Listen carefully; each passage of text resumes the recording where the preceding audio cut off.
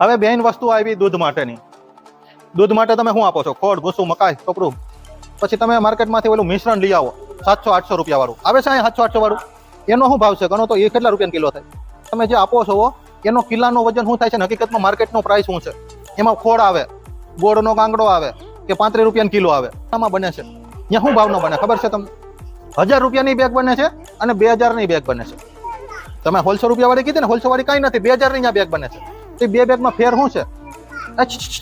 એ બે બેગમાં ફેર એ છે, તમે કોઈ દી ખોડ લેવા ગયા અને આ ભાઈને કોઈ દી પૂછ્યું કે આમાં કેટલા વારી આવે છે, કેટલા ટકા લખેલું છે, એ અમારી બેગમાં આવે છે. તમે બીજી બેગ લેશો એમાં આવશે? આની લેબ કરાવી લેવાની છૂટ છે. આ જે માર્કા જે છે એ BSI ના માર્કા છે. એ કારે તમે મૂકશો ને નહીં ખાય. તમે કોઈ દિવસ દરિયાકાંઠે ગયા? તમે દરિયાકાંઠે ગયા કોઈ દિવસ? પહેલા મને કહો. હે?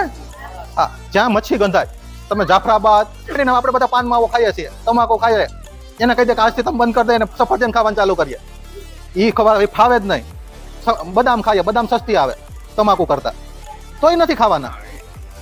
ન ખાઈ શકીએ તો આપણે તો ઢોરને ખવડાવવાનું છે. થોડીક મહેનત તો કરવી પડે.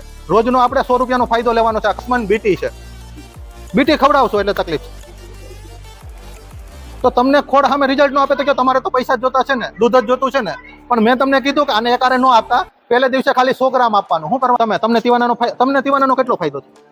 અત્યારે હાલમાં બેન છે, નકર ગાય હતી એટલે ખવડાવતો. કેટલું દૂધ હતું?